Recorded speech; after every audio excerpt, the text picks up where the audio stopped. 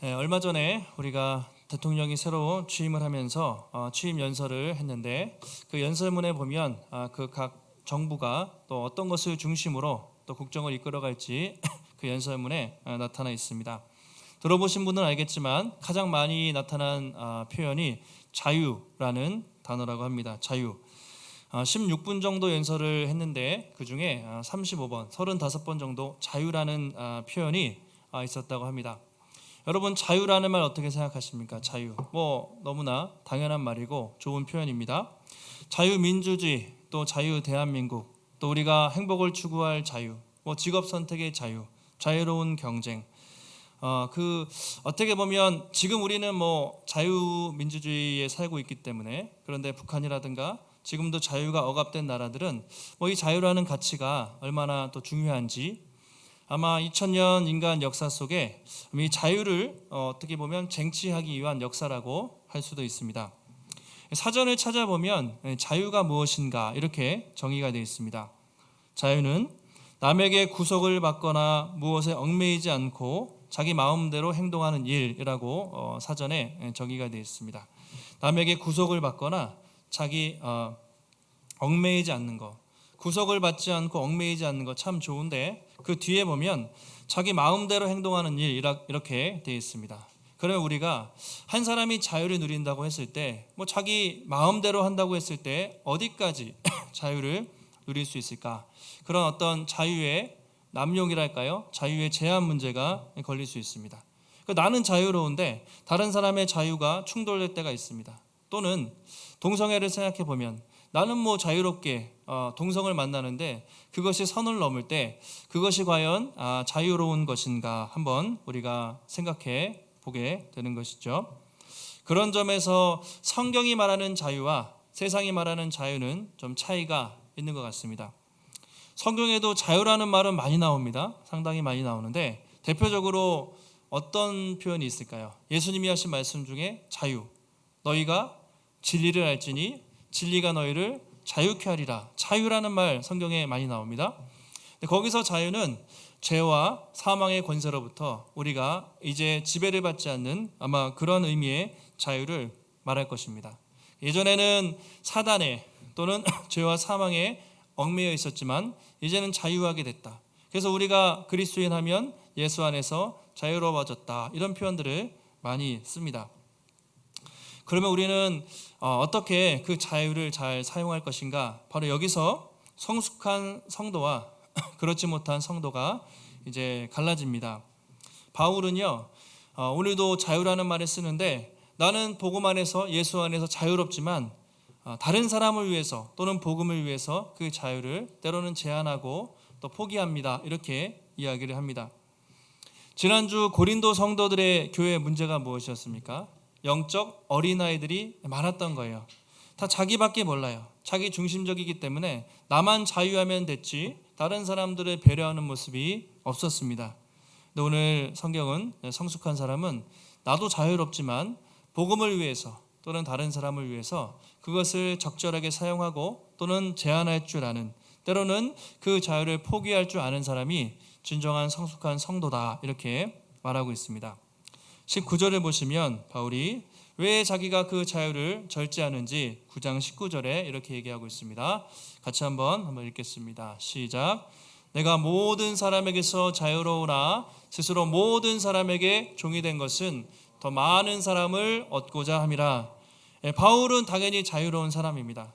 세상적으로요, 로마 시민권을 가졌습니다. 상당히 신분이 높은 사람이고 당연히 예수 그리스도 안에서 자유로운 사람이죠. 근데 뭐라고 합니까? 내가 모든 사람에서 자유롭지만 스스로 모든 사람에게 종이 되었다. 종이라는 말은 둘로스, 다시 말하면 아주 낮은 노예라는 뜻인데 자기는 자유로운 사람이지만 많은 사람들에게 마치 노예처럼 종처럼 살았다는 것이죠. 그 이유가 무엇입니까? 더 많은 사람을 얻고자 함이라 이렇게 되어 있습니다. 오늘 말씀에서 얻고자 한다, 얻다라는 표현이 5번 많이 등장하는데요. 구원하고자 한다는 것이겠죠. 내가 모든 사람에게 자유롭고 예수 안에서도 신분적으로도 나는 완전 자유로운 사람이지만 하나님의 복음을 전하고 한 사람이라도 더 얻고자 구원하기 위해서 내가 다른 사람들에게 그렇게 종의 모습으로 살았다. 그렇게 바울이 말하는 것입니다. 9장 전체가 다 그런 내용이에요. 9장 전반부에 보면 나라고 먹고 마실 권리가 없겠습니까?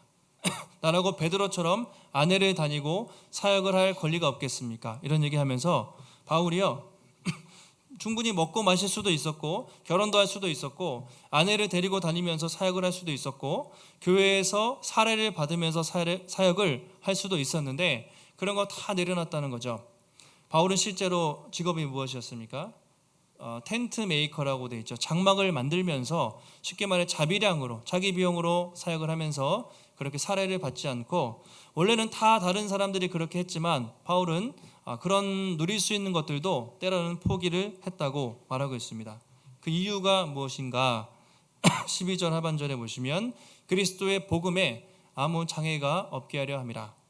그러니까 바울은요, 자기가 자유로워요. 뭐 우상 제물도 먹을 수도 있고 사례도 받을 수도 있고 결혼도 할 수 있는데 복음을 전하는 데 장애가 된다고 생각하면 바울은 그것을 과감히 포기했습니다. 자기의 권리, 자기의 자유를 포기하고 복음이 전해질 수 있다면 자기가 마땅히 누릴 수 있는 것도 포기하고 복음을 위해서 그렇게 자기 것을 내려놓는 그런 삶을 살았다고 말하고 있습니다.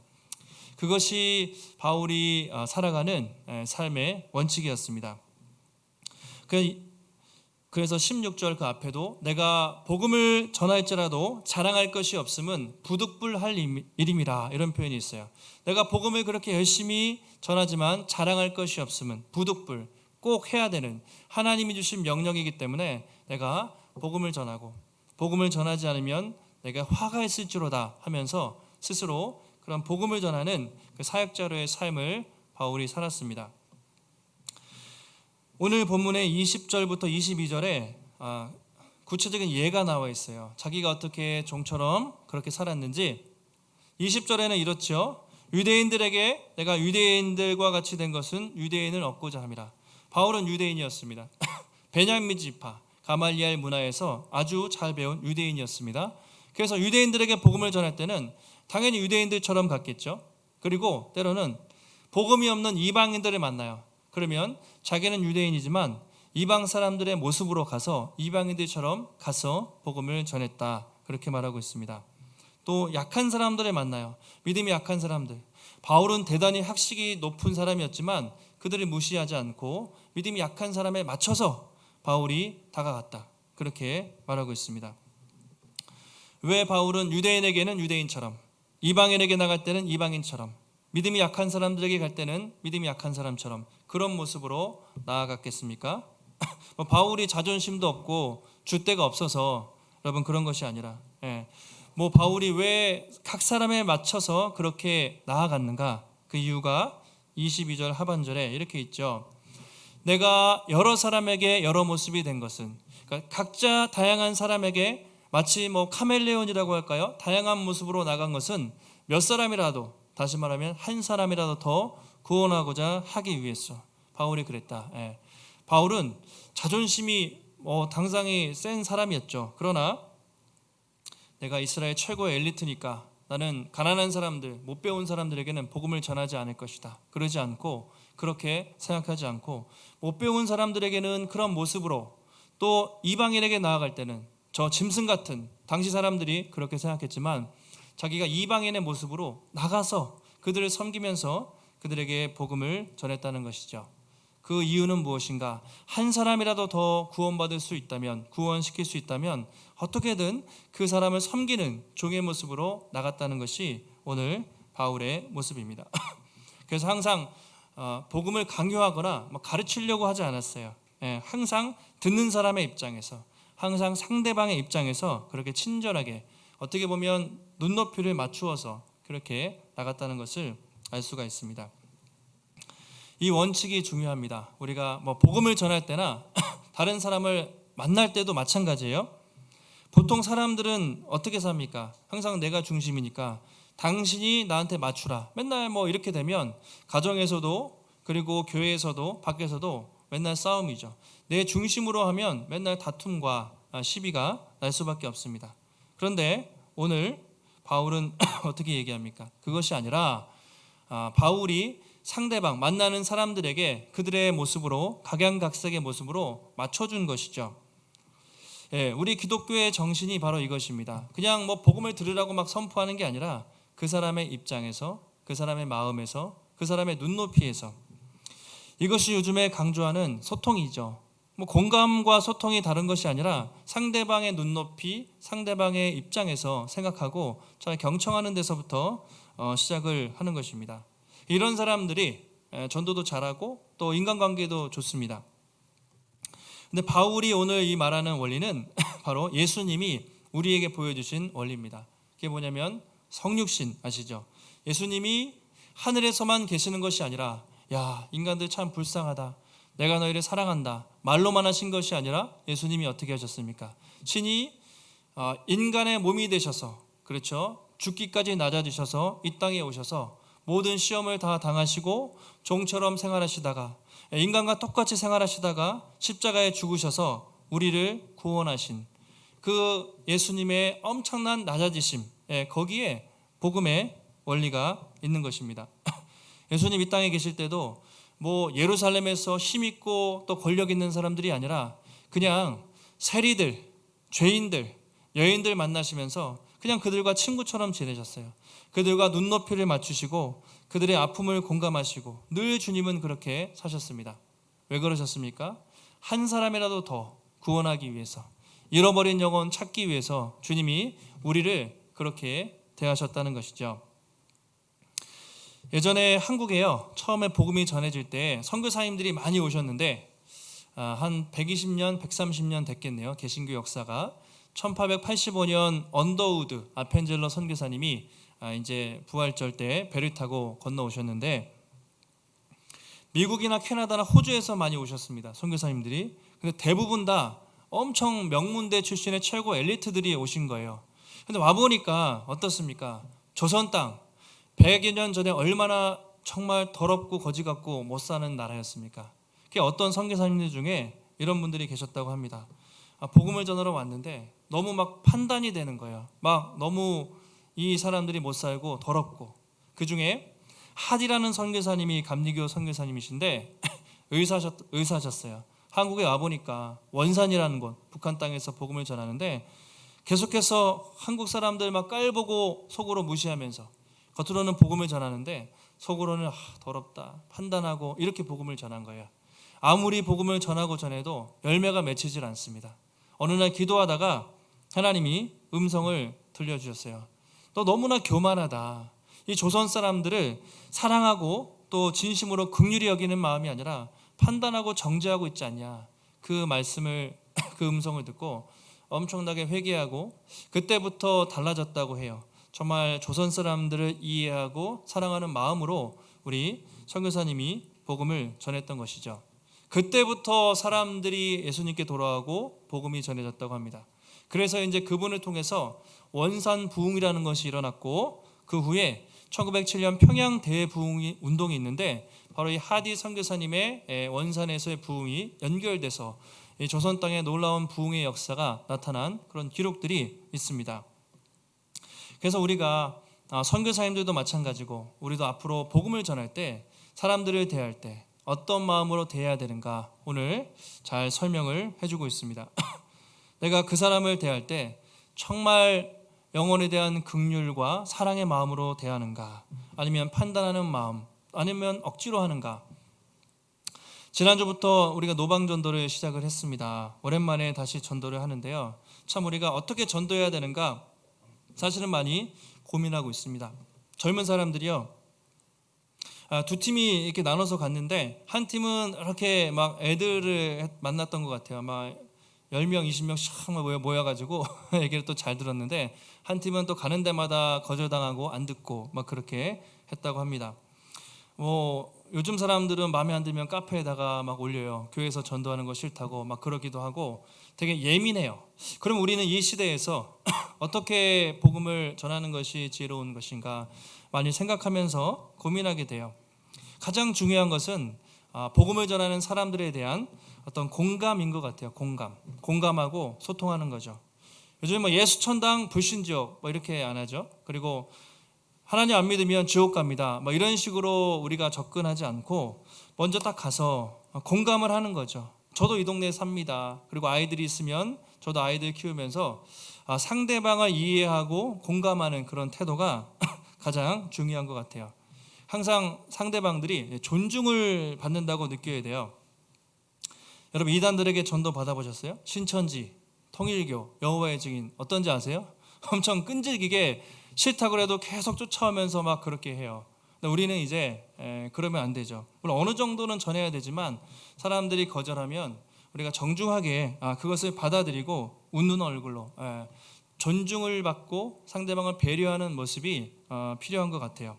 잘 들어주고 그리고 좀 마음이 열리면 우리가 그때 복음을 전할 수도 있고 뭐 교회를 소개할 수도 있겠죠. 일방적으로 막 그렇게 전하기는 참 어려운 것 같아요.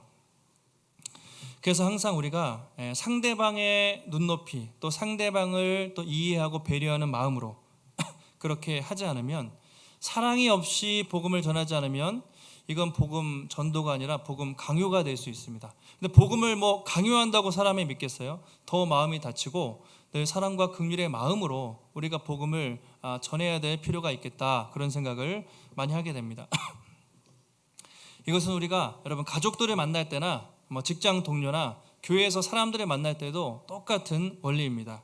그냥 내 중심적으로 하면 나한테 맞추라 그러면 여러분 다 그 관계는 뭐 깨질 수밖에 없어요. 항상 상대방의 관점에서 뭐 배우자 또는 가족, 특별히 우리가 이제 사랑방을 합니다. 앞으로 더 우리가 모임을 해나가고 또 서로를 알아갈 때에 분명히 다른 점이 있을 거란 말이죠. 다를 때 여러분 다 나한테 맞추라 그러면 얼마나 힘들겠습니까? 그것이 아니라 서로 상대방의 입장에서 우리 어르신들은 젊은 사람들을 보면서 속으로 요즘 애들은 개념이 없어 그렇게 판단하는 게 아니라 MZ세대, 젊은 세대를 좀 이해하려고 노력을 하셔야 되는 거죠. 또 우리 젊은 사람들은 어른들을 보면서 야 너무 올드하고 꼰대야 이렇게 하는 게 아니라 그 어른들의 생각과 사고를 또 이해하면서 그러니까 서로 이해하고 서로 상대방에 맞추어 줄 때 그 관계가 잘 흘러가고 이렇게 공동체가 아름답게 성숙해 나갈 수 있다고 오늘 성경은 말하고 있습니다. 23절에서도 이렇게 얘기하죠. 내가 복음을 위해서 모든 것을 행함은 복음에 참여하고자 함이라. 그러니까 바울은 늘 한 가지에 꽂혀 있었어요. 복음. 어떻게든 복음을 전할 수만 있다면 복음을 증거할 수만 있다면 자기 모든 것을 포기하고서라도 복음에 자기를 맞추었던 것입니다. 그러니까 항상 모든 삶의 동기가 복음을 전하는 것이었어요. 그래서 성경을 보시면 이 복음 전할 때는요 바울이 상당히 무섭습니다. 그러니까 복음이 공격을 받거나 뭐 갈라디아서에서 다른 복음을 전하거나 뭐 율법 이런 얘기하면 바울은 입에 거품을 물면서 그거는 엄청나게 혼냈어요. 그런데 복음 외에 다른 모든 것들은 다 바울이 양보를 했습니다. 그러니까 본질적인 것에서는 바울이 목숨을 걸었고 그 본질적이지 않은 그 나머지 모든 것들은 다 그 사람들에게 맞춰주고 양보하면서 살았던 것이죠. 이게 성숙한 사람의 모습입니다. 복음이 공격받을 때 하나님의 이름이 공격받고 교회가 이렇게 욕먹을 때 정말 정의감을 가지고 그때는 우리가 타협하면 안 돼요. 우리가 싸워야 되고 반대로 비본질적인 것 나의 자존심이나 누가 나를 좀 건들거나 내가 좀 손해를 보거나 이건 비본질적인 거죠. 이런 것들은 좀 내려놓고 그렇게 하는 게 성숙한 사람들입니다. 근데 우리는 좀 반대죠. 저도 하나님의 이름이 뭐 욕먹고 교회가 비방받을 때는 뭐 별로 관심이 없는데 내가 자존심이 누가 건드려요. 나를 좀 뭐가 손해를 보게 해요. 그러면 막 그냥 화를 내면서 분노하는 사람이 있어요. 이게 전형적으로 아주 성숙하지 못한 사람들의 모습이라고 말할 수가 있습니다. 바울이 어거스틴이 이런 얘기를 했죠. 우리 5세기 또 신학자였자 성인이었던 어거스틴이 본질적인 것에서는 일치를 복음의 본질에 있어서는 타협을 하면 안 돼요. 일치가 돼야 되지만 비본질적인 것 그 외에서는 자유와 관용 그러니까 복음의 본질을 지키는 데는 목숨을 걸어야 되는데 그 외에는 다 각자의 모습을 인정해 주는 거예요. 다 자유하고 관용하라. 그리고 모든 일을 할 때는 어떻게 합니까? 자비와 사랑을 더해서 이것이 교회가 연합하는 그런 방법이라는 이야기를 했습니다. 정말 그런 것 같아요. 여러분, 복음의 본질, 그것이 공격받을 때는 우리는 어떻게든 지켜야 돼요. 교회의 생명이기 때문에. 그런데 내 자존심이나 좀 나의 어떤 손해보는 거나 나의 연약함들이 공격받을 때는 좀 여러분 내려놓고 인정해 주는 것이죠. 다른 사람 또 관용하고 사랑하고, 그리고 모든 행동을 할 때는 예수님의 사랑을 담아서 사역을 할 때 그 공동체가 아름답게, 또 그 가정과 또 그 관계가 더욱더 성숙으로 나갈 수 있다고 오늘 성경이 말하고 있습니다. 자, 24절 이하에서는 이제 운동 경기의 비유를 하면서 어떻게 우리가 더 합당하게 목표를 향해서 전진할 수 있는가. 24절 같이 한번 읽겠습니다. 시작. 운동장에서 다름질하는 자들이 다 달릴지라도 오직 상을 받는 사람은 한 사람인 줄을 너희가 알지 못하느냐. 너희도 상을 받도록 이와 같이 다름질하라. 운동 경기 예를 들고 있는데요. 우리나라는 현대는 월드컵이나 올림픽 4년에 한 번씩 사람들이 가장 많이 기다리는 것이잖아요. 근데 원래 올림픽이 그리스에서 이렇게 유래가 되지 않았습니까? 고린도 지역도 그리스에 속한 나라였기 때문에 당시에 2년에 한 번씩 이스미안이라는 올림픽과 같은 그런 종합 경기들이 2, 3년에 한 번씩 개최가 되었다고 합니다. 고린도 지역에 가면 그런 운동 경기장들이 많았고 늘상 운동 열심히 하는 사람들이 고린도 지역에 많았어요. 그래서 각 도시를 대표하는 선수들이 막 2년에 한 번씩 출전을 합니다. 그리고 보통 대회를 하면 10개월씩 합숙하면서 열심히 운동을 이렇게 준비를 했다고 합니다. 우리나라도 뭐 태릉 선수촌이나 이런 데서 선수들이 열심히 하는 것처럼 그렇게 사람들이 열심히 운동을 했던 것이죠. 거기서 우승한 사람은 가문의 영광이고, 그리고 온 나라에서 아주 유명한 사람들이 됐다고 합니다. 그만큼 스포츠의 축제가 고린도 지역에 원래 있었어요. 그걸 사람들이 다 알고 있었습니다. 바울이 왜 이런 운동 경기의 예를 갑자기 들겠습니까? 고린도 성도들의 문제는요, 아까도 말씀드린 것처럼 자유, 내 자유만 중요했어요. 그리고 예수 믿고 나는 자유했으니까 이젠 내 마음대로 살아도 된다, 이런 자유를 넘어서 방종과 타락하는 모습이 그들에게 많이 있었습니다. 그러니까 절제가 없었어요. 예수 믿고 내가 절제하면서 정말 사는 것이 아니라 자유했으니까 자기 배우자 외에 다른 사람을 만납니다. 음행하는 문제가 생깁니다. 성도들 안에 툭하면 막 소송을 해요. 소송 문제가 생겨요. 또 막 우상 제물을 막 먹고 그러면서 믿음이 약한 사람들이 실족하고, 막 그런 나만 자유하지 다른 사람을 배려하지 않는 그런 모습이 너무나 많았던 것이죠. 여러분 어떻습니까? 나는 예수님 믿고 나는 세례 받고 구원받았다. 그래서 나는 자유하니까 내가 하고 싶은 대로 살아도 된다. 이 말이 어떻습니까? 맞는 말입니까? 부분적으로는 그럴 수 있지만, 우리가 예수님 믿고 구원을 받았다고 말하지만 그것은 이제 과거형이고, 성경에는 그것을 우리의 구원을 현재와 또 미래에 완성될 것으로 늘 그렇게 이야기하고 있습니다.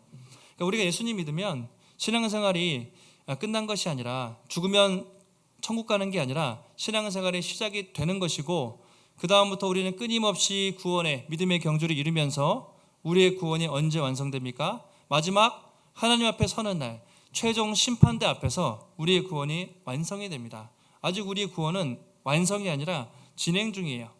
그래서 날마다 두렵고 떨림으로 구원을 이루어가라고 계속해서 바울이 이야기를 합니다.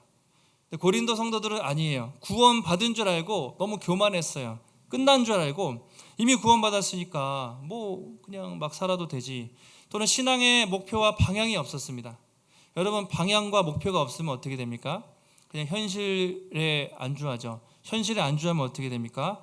세상 사람과 똑같이 살아요. 왜냐하면 세상이 그렇게 흘러가는 대로, 목표가 없는 사람은 세상 사람들이 생각하고 먹고 마시는 대로 그냥 똑같이 전혀 구별될 점이 없이 살아가게 되는 거죠.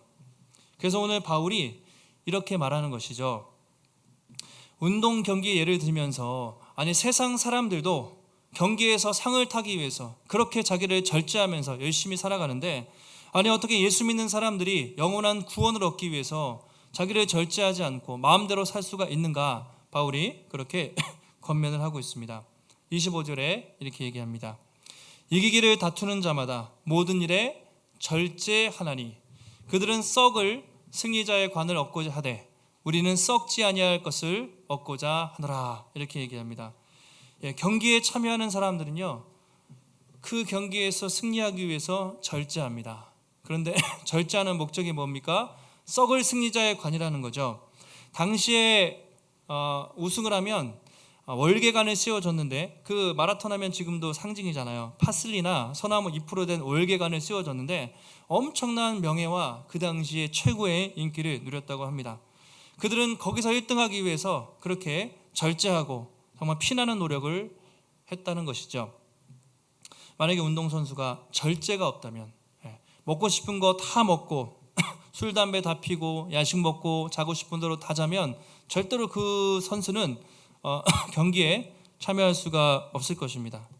근데 그 사람들은 비록 이 땅에서 썩어져 없어질 것, 그런 것들을 위해서 그렇게 열심히 하는데, 하물며 우리 성도들은 영원한 생명의 면류관, 영원히 썩지 아니할 그 생명의 면류관을 얻기 위해서 더 자신을 절제하고 더 자신을 그렇게 내려놓고 복음을 위해서 달려가야 하지 않겠느냐, 바울이 그런 이야기를 하고 있습니다.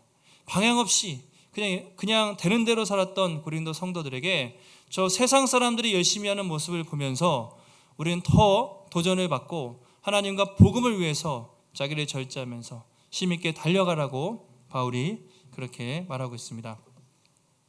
그러면서 26절에 보시면 두 가지 예가 나와요. 이 예가 뭐냐면, 하나는 달리기, 하나는 복싱입니다. 그러므로 나는 다름질하기를 향방 없는 것 같이 하지 않고, 다름질하기를 방향이 없는 것 같이 하지 않고, 달리기 예를 듭니다. 달리기에서 여러분 가장 중요한 것이 무엇입니까? 일단 속도죠. 속도가 중요한데 방향이 또 중요해요. 아무리 열심히 달려도 다른 사람의 라인을 침범하면 실격 처리하면 되죠. 그러니까 열심히 달리는 것도 중요한데 규정을 잘 지키고 방향을 잘 그렇게 설정해서 가야 돼요. 또 싸우기를 허공을 치는 것처럼 하지 않고, 이거 복싱, 권투를 예를 든 거거든요. 보통 운동선수들이 나가기 전에 거울을 보고 막 이렇게 연습을 하잖아요. 그 이제 섀도우 복싱이라고 하는데, 그 모습을 바울이 비유하면서 상대방이 없는데 허공을 치면 뭐 권투 복싱에서 이길 수가 없죠. 이기려면 정확히 목표를 보고 얼굴을 쳐야 되는데, 그런 이야기를 하는 겁니다. 아무리 열심히 달린다고, 아무리 손을 움직인다고 허공을 치면 아무것도 아닌 것처럼 분명한 목표와 방향을 가지고 열심히 달려가는 것이 중요하다, 그런 이야기를 하는 것이죠. 세상 사람들도 열심히 달리기는 마찬가지예요. 아니, 제가 볼 때 세상 사람들이 예수 믿는 사람보다 더 열심히 사는 것 같아요. 솔직히 보면 그 사람들은 주말에도 쉬지 않고 공부하는 사람, 스펙 쌓는 사람, 또 주말에도 어떻게든 돈 좀 더 벌어보려고 막 그렇게 자기 몸 혹사시키면서 주말에도 장사하는 사람, 참 열심히 살아요. 밤낮 없이 삽니다. 아이들 좋은 학교 보내려고 주말에도 학원 보내고 막 달달 볶잖아요. 그러니까 세상 사람들은 열심으로 따지면 예수 믿는 사람보다 더 열심인 것 같아요. 근데 문제는 뭐냐면 방향이 잘못된 거죠. 그들이 그렇게 열심히 살면 뭐합니까? 돈을 조금 더 모으면 나중에 건강 다 상하고, 아이들 그렇게 달달 볶아서 혹시 좋은 학교 가도 인성이 안 돼서 아이들을 망치고. 그러니까 열심히 하는 것도 중요한데 더 중요한 것은 방향성이죠. 우리가 늘 인생은 뭐 속도가 아니라 방향이라는 얘기를 하는데요.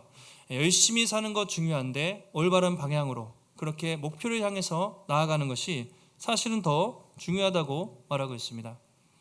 그러면 우리 방향은 뭡니까? 여러분의 인생의 방향은 확실히 정해져 있습니까? 세상 사람들은 방향 없이 달려가다가 마지막에 그냥 썩을 것을 남겨요. 그러니까 아무것도 없이 죽습니다.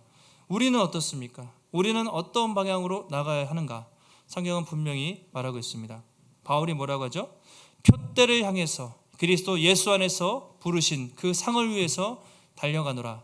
빌립보에서도 똑같습니다. 오직 예수 그리스도 위에서 부르신 하늘의 상, 생명의 면류관을 받기 위해서 달려간다. 오늘 고린도 전서에서도 다른 것이 아니라 하나님이 주실 그 면류관을 위해서, 썩지 아니할 것을 위해서 달려간다. 갈라디아서에서도 마찬가지고, 늘 바울은 세상에 썩을 것이 아니라 썩지 아니할 그 영원한 상급을 바라보며 힘있게 달려가는 사람이 진정 지혜로운 사람이라고 말하고 있습니다. 바울이 그렇게 살기 위해서 늘 자신을 이렇게 채찍질을 했어요. 27절 마지막 우리 9장 27절 한번 한 목소리 읽겠습니다. 시작. 내가 내 몸을 쳐 복종하게 함은 내가 남에게 전파한 후에 자신이 도리어 버림을 당할까 두려워함이로다. 바울은 다른 사람 절제하라고 하기 전에 스스로 자신을 절제했습니다. 내 몸을 쳐서 복종시킨다 이 말이요. 주먹으로 이게 원래 의미가 뭐냐면요, 자기 얼굴 밑에를 쳐서 얼굴이 시퍼렇게 멍이 들 정도로 치다 이런 의미가 있어요. 그러니까 바울도 늘 자기 얼굴을 보면서 그렇게 쳤던 거죠. 왜냐하면 자기도 늘 하면서 죄가 올라올 때가 있고 절제가 안 될 때가 있고 흔들릴 때마다 자기 거울을 보면서 얼굴을 막 치는 거예요. 실제로 친 게 아니지만 영적으로 치면서 정신 차려라, 하나님 앞에서 부르심의 상을 향해서 좌우로 치우치지 않도록 늘 자신을 돌아보면서 절제하면서 살았던 것이 쳐서 복종시켰다라는 의미입니다. 왜 그렇습니까? 내가 실컷 사람들에게 복음을 전한 후에 나도 마지막에 하나님 앞에서 그렇게 상을 받지 못할까 봐, 내가 혹시 넘어질까 봐 늘 자신을 쳐서 복종시키는 삶을 죽을 때까지 살았던 것이 바로 바울의 삶이었습니다. 성경을 보면 처음에는 아주 잘 나가는데 말년에 마지막에 비참하게 마무리하는 사람들이 꽤 많이 있지 않습니까? 사사기에서 삼손도 그랬고 그리고 우리 왕들 중에서 사울이나 솔로몬 왕도 처음에는 참 겸손하게 잘 나갔지만 마지막에 그렇게 비참하게 말년을 맞는 그런 많은 사람들을 우리가 보게 됩니다. 목사님들 중에서도 가끔 여러분 뉴스에 나오잖아요. 교회를 개척해서 대형 교회를 이루었지만 마지막에 여러 가지 스캔들, 마지막에 여러 가지 안 좋은 것들로 넘어지는 그런 경우를 봅니다. TV에서 유명한 강사들이에요.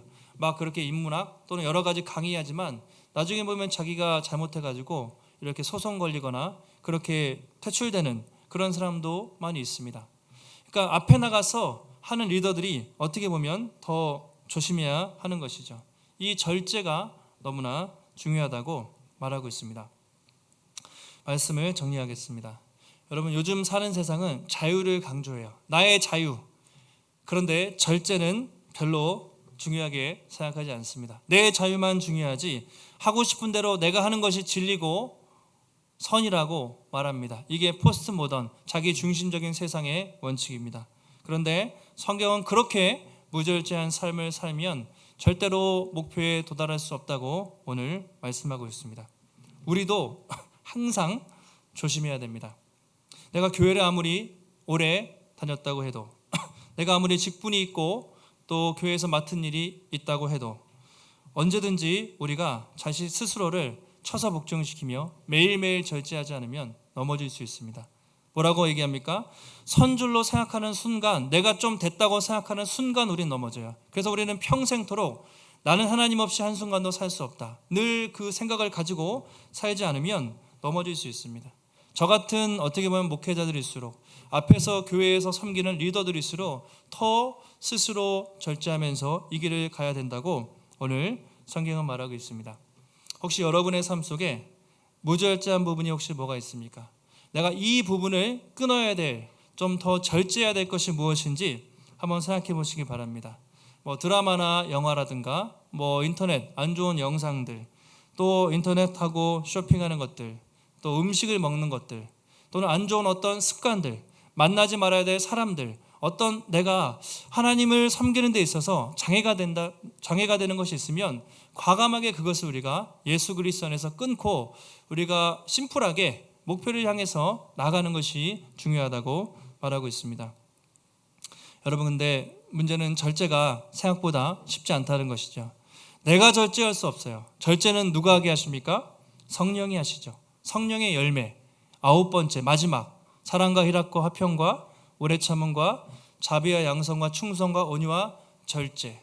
이것은 내가 혼자서 막 하지 말아야지 되는 것이 아니라 내 안에 성령이 충만할 때 성령이 나로 하여금 죄를 끊게 하시고 또 절제하는 삶을 살게 하시는 것입니다. 이번 한 주도 여러분, 우리가 세상을 살아가실 때 여러분 먼저 성령의 충만함, 늘 말씀과 기도로 깨어서 내 안에 성령이 충만할 때 악한 죄와 또 악한 습관들이 끊어지고, 여러분 열심히 향방 없이 달리지 마시고 목표를 다시 한번 오늘 분명히 설정하셔서 예수 그리스도, 그리고 마지막 썩지 않을 영원한 생명의 면류관, 그것이 나의 상급이다 생각하시고 그 목표 예수 그리스도를 바라보며, 여러분 표대를 바라보며 믿음의 경주를 흔들리지 않고 끝까지 달려가시는 복된 성도님들이 되시기를 주님의 이름으로 축원합니다. 하나님 감사합니다. 오늘도 우리에게 거룩한 주일을 허락하시고 또 하나님의 귀한 말씀을 듣습니다.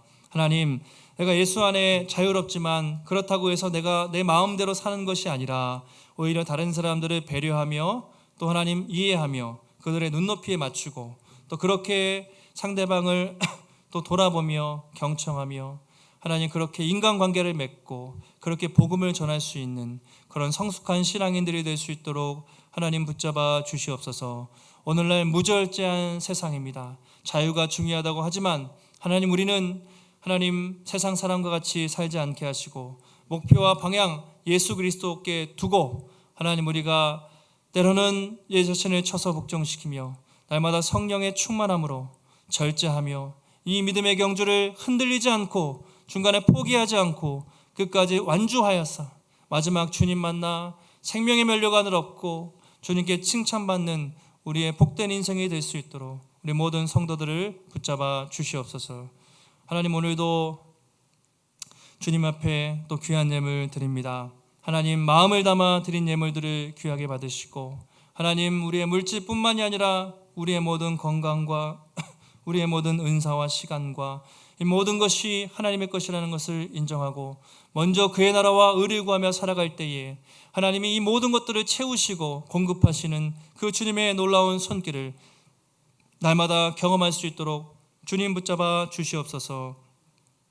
한 주간도 믿음으로 승리케 하시기를 간구하오며 모든 말씀 거룩하신 예수님의 이름으로 기도하옵나이다. 아멘.